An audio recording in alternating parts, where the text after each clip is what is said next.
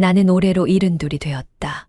사실 이 나이가 되기 전까지는 노년이라는 개념이 나와는 무관한 이야기인 줄 알았다. 하지만 시간이 흐를수록 몸이 예전 같지 않다는 걸 실감하게 된다. 하루하루 몸이 무거워지고 사소한 일도 예전보다 힘들어지는 느낌이다. 젊었을 때는 몰랐다.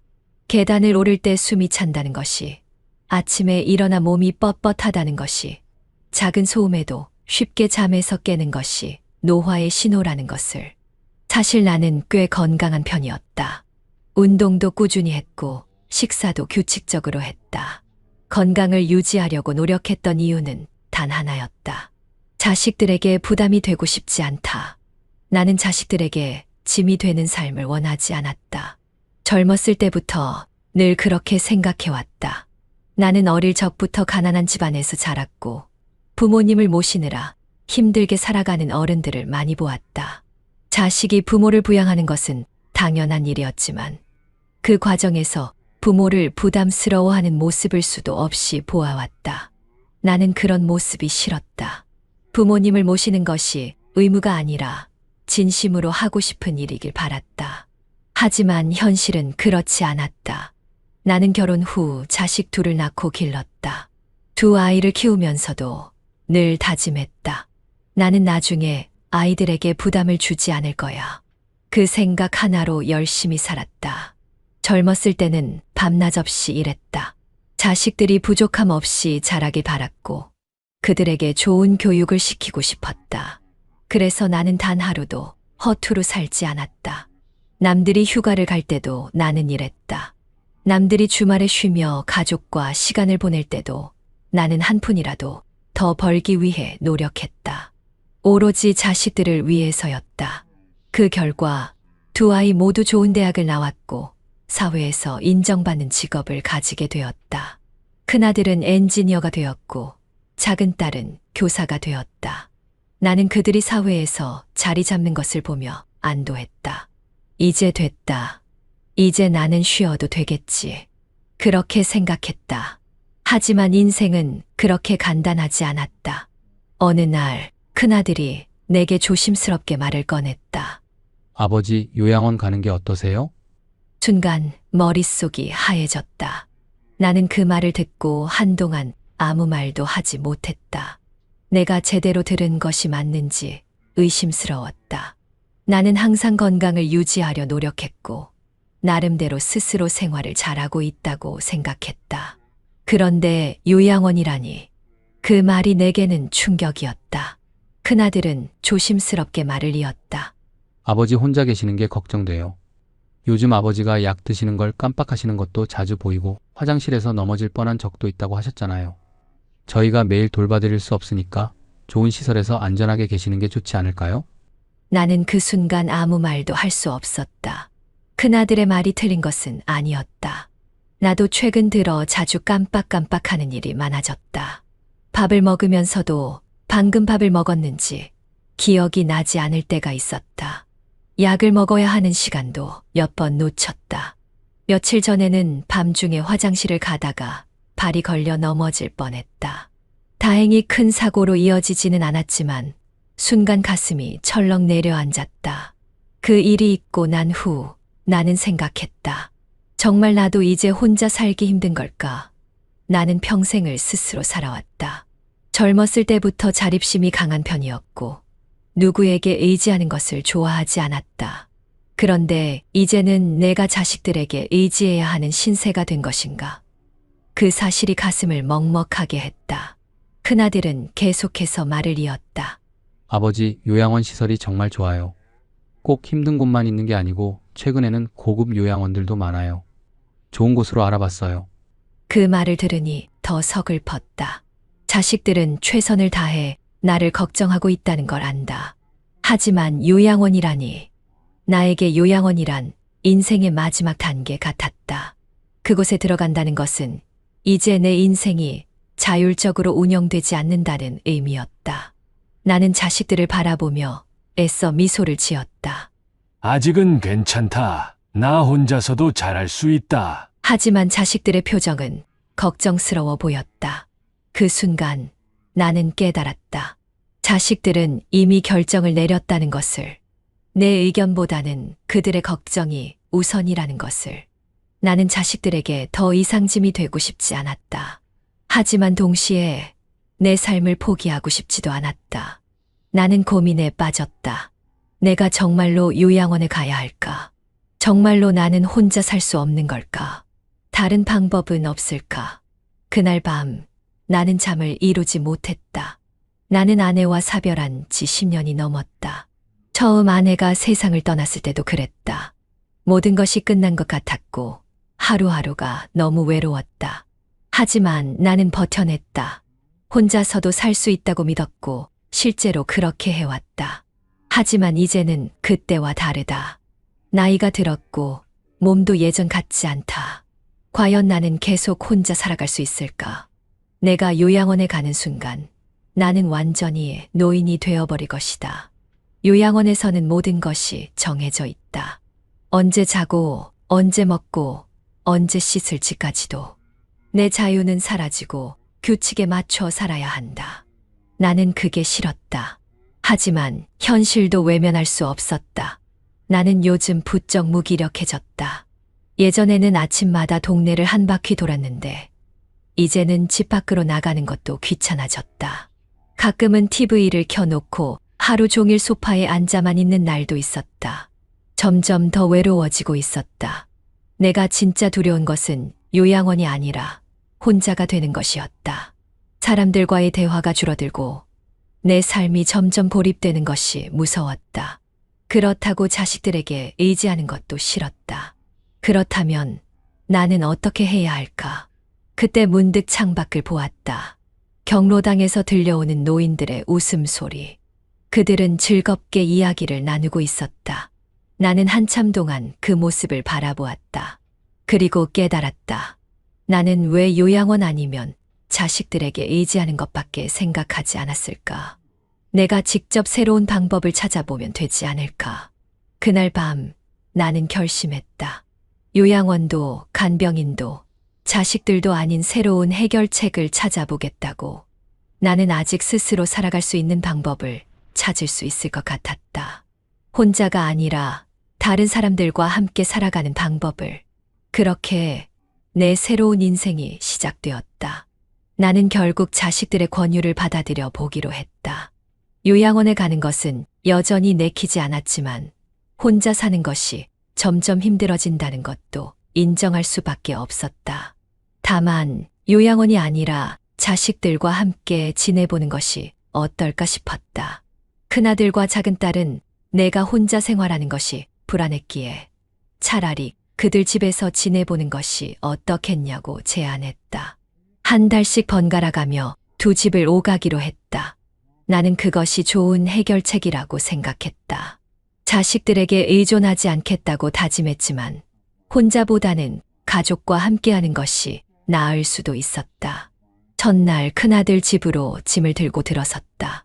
아들과 며느리는 밝은 미소로 맞아주었다. 손주들도 뛰어나와 할아버지 하며 반갑게 인사했다. 순간 마음이 따뜻해졌다. 그래, 가족이란 이런 거지. 함께 있으면 외롭지 않겠지. 그렇게 스스로를 다독였다. 하지만 그것도 잠시였다. 저녁이 되어 식탁에 둘러앉았다. 오랜만에 가족과 함께하는 식사라 기분이 좋았다. 밥을 한 숟갈 떠먹는 순간 며느리가 조심스럽게 말을 꺼냈다. 아버님, 밥 드실 때 젓가락 소리가 좀 크신 것 같아요. 아이들이 집중을 못해서요. 그 말이 들리는 순간 젓가락을 내려놓았다. 손주들은 아무렇지도 않게 TV를 보거나 장난을 치고 있었다. 그런데 며느리는 왜 갑자기 젓가락 소리를 문제 삼는 걸까? 나는 며느리를 바라보며 고개를 끄덕였다. 알겠다. 하지만 가슴이 철렁 내려앉았다. 나는 방으로 들어가 혼자 누웠다. 작은 소리에도 신경을 써야 하는 상황이 너무 서글펐다. 그날 이후 나는 조용히 혼자 방에서 밥을 먹기 시작했다. 가족이 다 함께 식사를 하는 시간, 나는 나만의 공간에서 조용히 밥을 먹었다. 마치 내가 가족이 아니라 손님처럼 느껴졌다. 며칠이 지나자 더욱 불편한 상황이 생겼다. 손주들이 공부하는 시간이 되면 TV 소리를 낮춰달라는 요청이 자주 들어왔다. 처음에는 이해했다. 하지만 시간이 지나면서 점점 더 위축되었다. 내가 텔레비전을 보다가도 손주가 방에서 공부를 시작하면 며느리가 나와 말했다. 아버님, 혹시 이어폰 있으시면 써주시면 좋을 것 같아요. 아이가 집중을 해야 해서요. 나는 결국 TV를 껐다. 조용히 방으로 돌아와 누웠다. 벽에 기대어 한숨을 쉬었다. 자식 집에서 함께 지내는 것이 이렇게 어려운 일이 될 줄 몰랐다. 나는 가족이라서 편하게 지낼 수 있을 거라 생각했다. 하지만 나는 가족이 아니라 마치 조심스럽게 대해줘야 하는 손님 같은 존재가 되어 있었다. 한 달이 지나 작은 딸 집으로 이동했다. 이번에는 다를 거야. 나는 기대하며 작은 딸의 집으로 들어섰다. 딸은 반갑게 맞아주었고 사위도 환한 미소를 보였다. 손주들도 나를 보고 반가워하며 안겼다. 이곳에서는 좀 더 편안하게 지낼 수 있을 것 같았다. 그러나 딸 집에서도 상황은 마찬가지였다. 하루는 저녁을 먹고 거실에서 TV를 보고 있었다. 그런데 딸이 다가와 조용히 말했다. 아버지, 손주가 내일 중요한 시험이 있어서요. 거실에서 TV 소리를 좀 줄여주실 수 있을까요? 나는 웃으며 고개를 끄덕였다. 하지만 마음이 쓰렸다. TV를 보는 것조차 배려해야 하는 상황이라니. 나는 방으로 들어와 휴대폰으로 조용히 뉴스를 보았다. 하지만 작은 화면으로 보는 것은 여간 불편한 일이 아니었다. 예전에는 가족과 함께 거실에서 뉴스를 보고 대화를 나누는 것이 당연한 일이었는데 이제는 그것조차 어려웠다. 더 힘들었던 것은 화장실이었다. 새벽에 화장실 가려는데 딸이 말했다. 아버지, 혹시 밤에 화장실 가실 때 조심히 가실 수 있을까요? 손주가 예민해서 발소리에도 깨거든요. 나는 순간 할 말을 잃었다. 화장실조차 눈치를 봐야 한다니. 나는 더욱 움츠러들었다. 밤이 되어도 화장실 가는 것이 불편해졌다. 혹시라도 손주를 깨우지 않을까 조심스럽게 걸어야 했다. 한 번은 화장실을 가려다 그냥 참아버렸다. 새벽에 화장실 가는 것이 민폐가 되는 상황이 너무 서글펐다. 점점 나는 더 위축되었다. 아침에도 점심에도 저녁에도 조심해야 할 것들이 많았다. 딸과 사위는 나를 정성껏 챙겼지만 나는 점점 더 불편한 존재가 되어갔다. 함께 살기로 한 것이 부담을 덜기 위해서였는데 오히려 더 큰 부담이 되어버렸다. 그렇게 한 달이 지나고 나는 다시 큰아들 집으로 돌아가야 했다.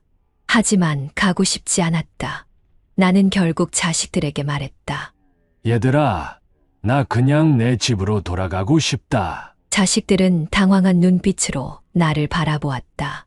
아버지, 왜 그러세요? 저희가 부족한 점이 있으면 말씀해 주세요. 더 잘 모실게요. 나는 고개를 저었다. 아니야, 너희는 잘해줬어. 하지만 내 집이 그리워. 자식들은 결국 내 결정을 받아들였다. 그들도 알고 있었을 것이다. 내가 이 생활을 지속하는 것이 힘들다는 것을. 집으로 돌아오는 길, 나는 택시 창밖을 바라보며 조용히 눈물을 흘렸다. 자식들과 함께 살아가는 것이 이렇게 어려운 일일 줄 몰랐다. 나는 그저 가족과 함께 있고 싶었을 뿐이었다. 하지만 현실은 달랐다. 자식들은 나를 사랑하지만 그들의 삶에는 이미 나를 위한 자리가 많지 않았다. 나는 깨달았다. 부모의 집은 언제나 자식들의 집이 될 수 있지만 자식들의 집은 결코 부모의 집이 될 수 없다. 그것이 현실이었다. 집으로 돌아오면서 나는 깊은 고민에 빠졌다. 이제 나는 어떻게 해야 할까? 혼자 사는 것이 불안하지만 자식들과 함께 사는 것도 쉽지 않았다. 그렇다면 대안은 무엇일까? 나는 한 가지 답을 찾기 시작했다. 혼자서 살면서도 외롭지 않을 방법이 있지 않을까? 그날부터 나는 새로운 길을 찾기로 결심했다. 요양원도 간병인도 자식들과의 동거도 아닌 제3의 방법을 찾아보기로 했다. 나는 아직 혼자 살아갈 수 있다. 다만 방식이 필요할 뿐이다. 자식들과 함께 사는 것이 어렵다는 걸 깨닫고 나서 나는 다시 혼자 살기로 결심했다. 처음에는 다행이라고 생각했다. 그래. 나는 원래 혼자 사는 게 익숙하잖아. 하지만 자식들과 떨어져 지내면서 곧 불안감이 몰려오기 시작했다. 나는 오랫동안 혼자 살아왔지만 예전과는 달랐다. 예전에는 혼자서도 잘 지낼 수 있었다. 힘이 남아 돌았고 시장을 다녀오는 일도 집안일을 하는 것도 어려운 일이 아니었다. 하지만 이제는 몸이 무거워졌고 사소한 일도 버거워졌다. 그중 가장 큰 문제는 건강이었다. 나는 고혈압 약을 꾸준히 먹어야 했다. 하지만 가끔 약을 먹는 걸 깜빡했다. 한 번은 아침에 약을 빼먹고 나갔다가 머리가 어지러워 길에서 주저앉아 버렸다. 다행히 지나가던 이웃이 도와줘서 집까지 돌아올 수 있었지만 그날 밤 나는 깊이 생각했다. 내가 이렇게 혼자 살다가 쓰러지면 어떡하지? 그 불안감이 커지자 자식들이 다시 간병인을 고용하자는 이야기를 꺼냈다. 아버지 요양원은 싫으시다고 하니까 간병인이라도 모시는 게 어때요? 저희가 비용을 보태드릴게요. 나는 망설였다. 자식들이 부담을 가지는 것이 싫었고 간병인과 함께 사는 것도 불편할 것 같았다. 하지만 혼자 사는 것이 점점 힘들어진다는 것 인정하지 않을 수 없었다. 그래서 결국 간병인을 고용하기로 했다. 첫 번째 간병인은 50대 초반의 여성이었다. 깔끔한 옷차림과 밝은 표정이 인상적이었다. 첫날 그녀는 나에게 말했다. 어르신, 걱정 마세요. 제가 잘 모실게요. 나는 그녀에게 많은 기대를 걸었다. 하지만 일주일도 지나지 않아 문제가 생겼다. 나는 평생 검소하게 살아왔기 때문에 음식을 간소하게 먹는 습관이 있었다.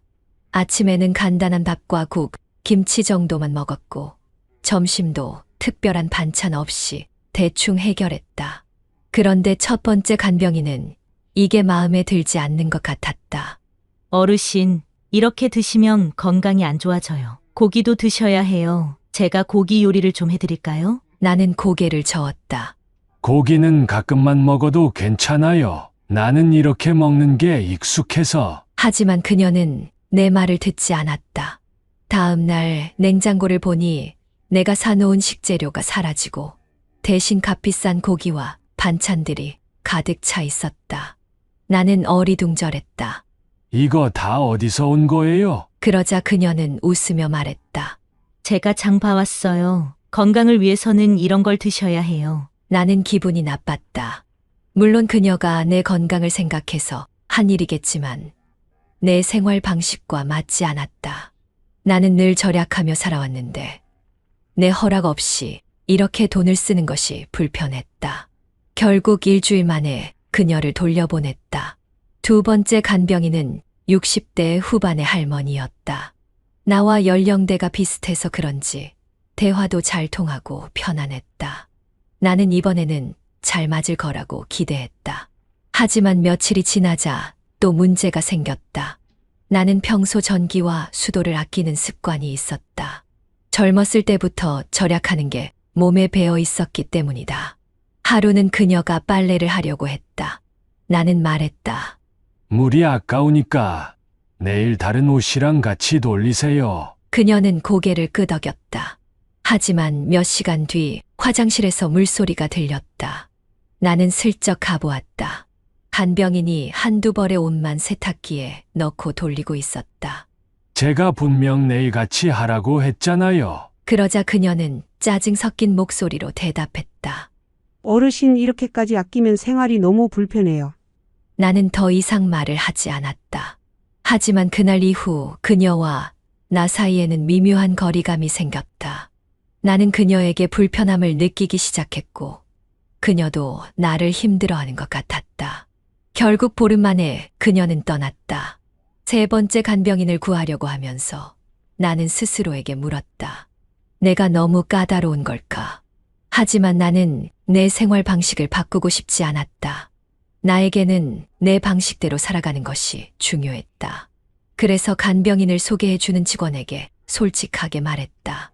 저는 검소하게 살고 생활 습관이 확고한 사람이에요. 저와 잘 맞는 분이 있을까요? 그러자 직원이 대답했다. 솔직히 말씀드리면 어르신 같은 생활 방식은 요즘 간병인들에게 맞지 않을 수도 있어요. 대부분의 간병인은 좀 더 편안한 환경에서 일하기를 원하거든요. 나는 그 말을 듣고 충격을 받았다. 나는 그저 내 방식대로 살고 싶었을 뿐인데 그것이 간병인들에게는 불편한 환경으로 보였던 것이다. 그 순간 깨달았다.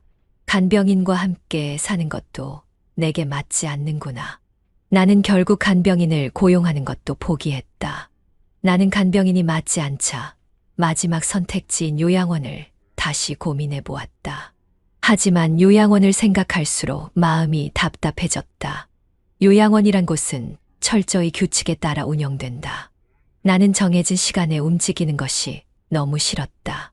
나는 내 마음대로 잠들고 싶었고 내가 원하는 시간에 밥을 먹고 싶었다. 하지만 요양원에서는 모든 것이 정해져 있었다.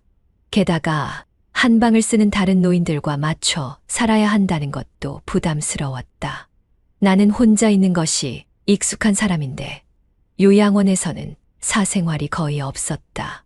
나는 결국 결심했다.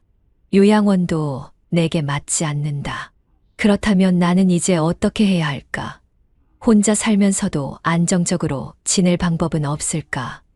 요양원도, 간병인도, 자식들과의 동거도 내게 맞지 않았다. 그때 문득 창밖을 바라보았다. 경로당에서 들려오는 노인들의 웃음소리. 나는 한참 동안 그곳을 바라보았다. 그리고 깨달았다. 꼭 요양원이나 간병인만이 답은 아닐 수도 있어. 내가 직접 새로운 방법을 찾아보면 되지 않을까. 그날부터 나는 새로운 길을 찾기로 했다. 스스로 살면서도 외롭지 않고 안전한 방법을. 이제 나만의 해답을 찾을 때였다. 나는 결국 요양원도, 간병인도, 자식들과의 동거도 답이 아니라는 걸 깨닫고 집으로 돌아왔다. 집에 도착했을 때 오랜만에 마주한 내 방과 낡은 가구들이 반갑기도 하고 한편으로는 낯설기도 했다. 다시 혼자가 된다는 사실에 한숨이 나왔다. 나는 앞으로 어떻게 살아야 할까? 이제는 선택지가 많지 않았다. 혼자서 모든 것을 해결하기엔 점점 더 불안해지고 있었고 자식들에게 의지하고 싶지는 않았다. 그렇다고 다시 간병인을 들이는 것도 요양원에 가는 것도 내 삶의 방식과 맞지 않았다. 나는 자유롭게 살고 싶었다. 내가 원하는 시간에 일어나고 내가 먹고 싶은 음식을 먹고 내가 하고 싶은 일을 하면서 살아가고 싶었다. 그렇다면 방법은 단 하나였다. 새로운 해결책을 직접 찾아야 했다. 나는 생각해 보았다. 반드시 혼자 살아야 할까? 지금까지 나는 자식들과 함께 사는 것도 요양원에 가는 것도 내 삶을 통제당하는 것처럼 느꼈다. 그러나 완전히 혼자 사는 것도 불안한 게 현실이었다. 그렇다면 방법은 혼자이지만 혼자가 아닌 삶을 만드는 것이었다. 그 순간 나는 창밖을 바라보았다. 우리 아파트 단지 안에 있는 작은 경로당이 눈에 들어왔다. 그곳에서는 몇몇 노인들이 삼삼오오 모여 이야기를 나누고 있었다. 어떤 사람들은 바둑을 두고 있었고 어떤 사람들은 웃으며 수다를 떨고 있었다. 그들의 표정이 밝아 보였다. 나는 문득 깨달았다. 왜 나는 요양원 아니면 간병인만 생각했을까? 이렇게 가까운 곳에 나처럼 혼자 사는 사람들이 많은데 함께하면 되지 않을까? 그 생각이 들자 마음이 설렜다. 맞아. 나처럼 혼자 사는 사람들끼리 서로 도우면 되잖아. 다음 날 나는 용기를 내어 경로당을 찾아갔다. 사실 나는 평소에 경로당을 이용하지 않았다. 그곳은 나보다 훨씬 나이 많은 사람들이 가는 곳이라고 생각했기 때문이다. 하지만 막상 문을 열고 들어가 보니 생각보다 다양한 연령대의 사람들이 있었다. 누군가는 조용히 신문을 읽고 있었고 누군가는 탁자에 둘러앉아 차를 마시며 이야기를 나누고 있었다. 또 다른 그룹은 바둑을 두고 있었고 한쪽에서는 작은 요가 클래스가 열리고 있었다. 나는 살짝 어색한 느낌이 들었지만 다가가서 인사를 건넸다. 안녕하세요. 저도 여기 와도 될까요? 그 말이 끝나자 한 할아버지가 환하게 웃으며 말했다. 물론이죠. 새로운 분이 오셨네. 어디 사세요? 나는 자연스럽게 그들과 이야기를 나누기 시작했다. 그리고 놀라운 사실을 알게 되었다.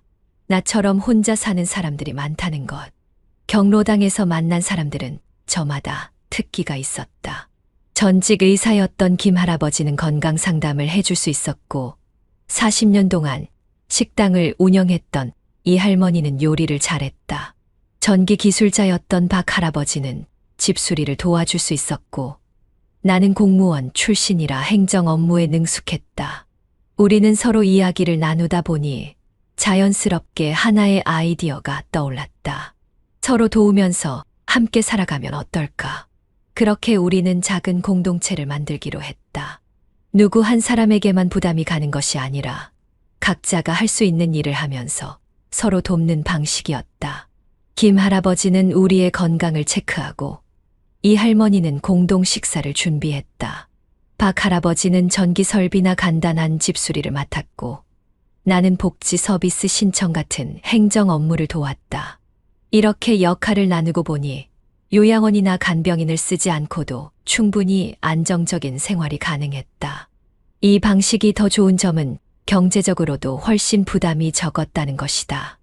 요양원은 한 달에 350만 원 이상, 간병인은 450만 원이나 들었지만 우리는 각자의 연금에서 매달 60만 원씩만 모아서 공동생활비로 사용하기로 했다. 이제는 매일 아침이 기다려졌다. 혼자가 아니라 사람들이 함께 있다는 것, 함께 나이 들어간다는 것이 이렇게 따뜻한 일인지 몰랐다. 이 방식대로 지낸 지 한 달이 지났을 때 나는 완전히 달라졌다.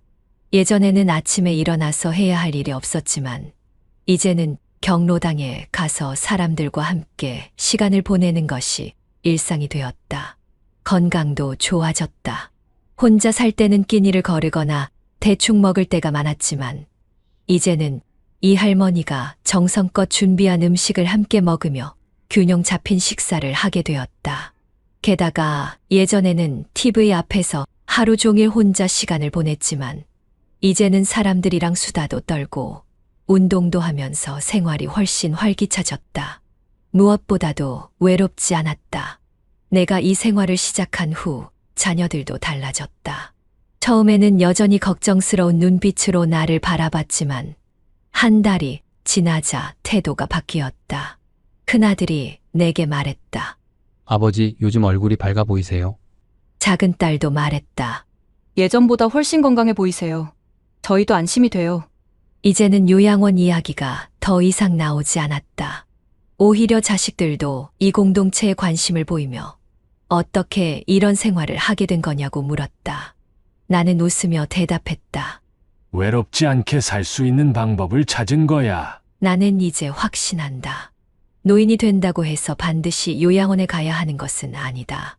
자식들에게 의지하는 것도 답이 아닐 수 있다. 중요한 것은 어떻게 살아갈 것인가에 대한 선택이다. 요양원에서 틀에 맞춰 사는 것이 싫다면 스스로 새로운 방식을 찾으면 된다. 그 답은 아주 가까운 곳에 있었다. 바로 이웃과 함께하는 삶. 오늘도 경로당에 가서 사람들과 함께 운동을 하고 함께 밥을 먹고 함께 이야기를 나눈다. 혼자 사는 것이 두렵다면 이제 새로운 방법을 찾아보길 바란다. 요양원이 아니라 사람들과 함께하는 삶을 선택하는 것. 그것이 진정한 노후의 행복이다. 나는 새로운 공동체 생활을 시작하고 나서야 깨달았다. 노후의 삶이 외롭고 힘든 것은 혼자 있기 때문이지 나이가 들어서가 아니다. 우리가 흔히 생각하는 노년의 어려운 건강, 경제적인 문제, 정서적 고립 이런 것들은 혼자 있을 때 더욱 커진다. 하지만 함께한다면 그 문제들은 해결할 방법이 생긴다. 우리 공동체가 시작된 지 한 달이 지나면서 우리의 생활은 점점 체계적으로 자리 잡아갔다. 처음에는 단순히 경로당에서 서로 도와주는 정도였지만 이제는 각자의 역할이 더 분명해지고 생활의 질이 점점 나아지고 있었다. 나는 혼자 살던 시절보다 훨씬 더 활기차고 건강한 생활을 하고 있었다. 자녀들이 걱정하지 않아도 될 만큼 나의 생활이 안정적으로 돌아가기 시작한 것이다. 우리 공동체의 가장 큰 특징은 각자의 재능과 능력을 활용하여 서로 돕는다는 점이었다. 요양원에서는 모든 것이 정해진 규칙에 따라 돌아가지만 우리는 우리가 원하는 방식대로 생활할 수 있었다. 김 할아버지는 우리 공동체의 주치의 역할을 맡았다. 매일 아침 우리가 경로당에 모이면 혈압을 재고 건강 상담을 해 주었다. 나는 고혈압이 있어 약을 꾸준히 먹어야 하는데 예전에는 자주 깜빡하곤 했다. 하지만 김 할아버지가 정해진 시간에 약을 먹도록 챙겨주면서 건강 상태가 훨씬 좋아졌다. 이 할머니는 40년 동안 식당을 운영했던 경험이 있어서 음식 솜씨가 좋았다. 우리는 각자의 연금에서 매달 일정 금액을 모아 공동 식비를 마련했고 이 할머니가 그 돈으로 시장을 보고 음식을 준비했다. 혼자 살 때는 대충 먹거나 건너뛸 때가 많았지만 이제는 하루 세 끼를 건강하게 챙겨 먹게 되었다. 박 할아버지는 전기와 설비에 능숙해서 경로당이나 우리 집에 문제가 생기면 바로 고쳐주었다. 예전에는 형광등이 나가도 직접 교체하는 것이 힘들었지만 이제는 박 할아버지가 신속하게 해결해 주었다. 그 덕분에 생활이 훨씬 편리해졌다. 나는 오랫동안 공무원으로 일했던 경험을 살려 공동체의 행정적인 일을 맡았다. 복지 서비스 신청, 각종 서류 작성, 연금 관련 업무 등을 도와주었다. 많은 어르신들이 정부 지원을 받을 수 있음에도 불구하고 신청 방법을 몰라 놓치는 경우가 많았다. 나는 그런 분들을 도와서 적절한 복지 혜택을 받을 수 있도록 했다. 이렇게 각자의 역할이 정해지면서 요양원보다 훨씬 체계적이면서도 자유로운 생활이 가능해졌다.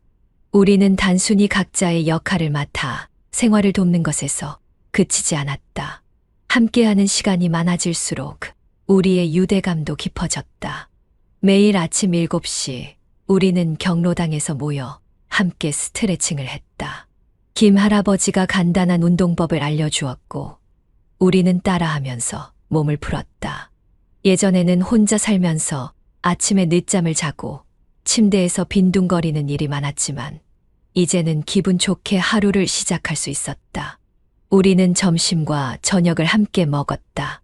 혼자 살 때는 대충 해결했던 식사가 이제는 가장 기다려지는 시간이 되었다. 이 할머니가 차려준 따뜻한 음식을 먹으며 우리는 서로의 이야기를 나누었다. 어제 손주가 와서 같이 영화 봤어요. 오늘은 날씨가 참 좋네요. 오후에 공원에 산책 가실 분? 이런 대화들이 오가는 시간이 하루 중 가장 행복한 순간이 되었다.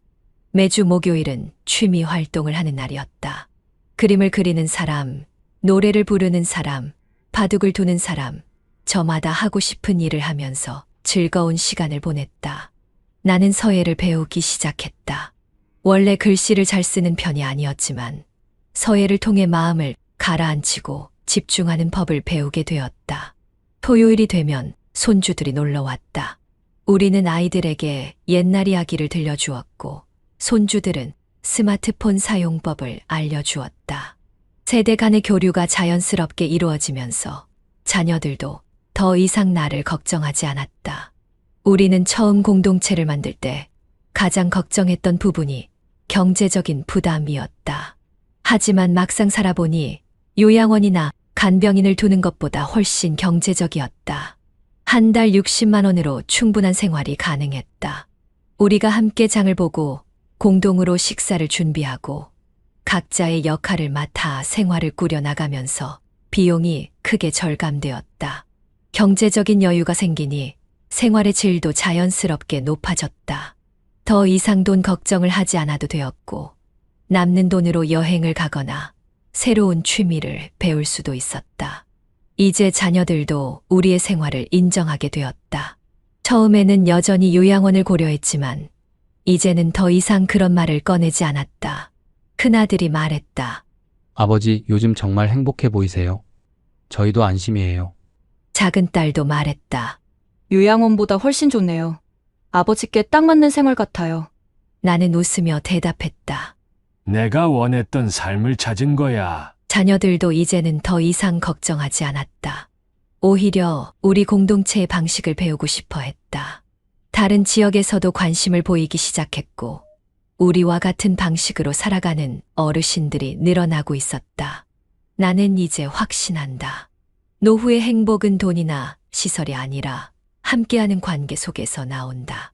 요양원도 간병인도 자식들과의 동거도 내게 맞지 않았다.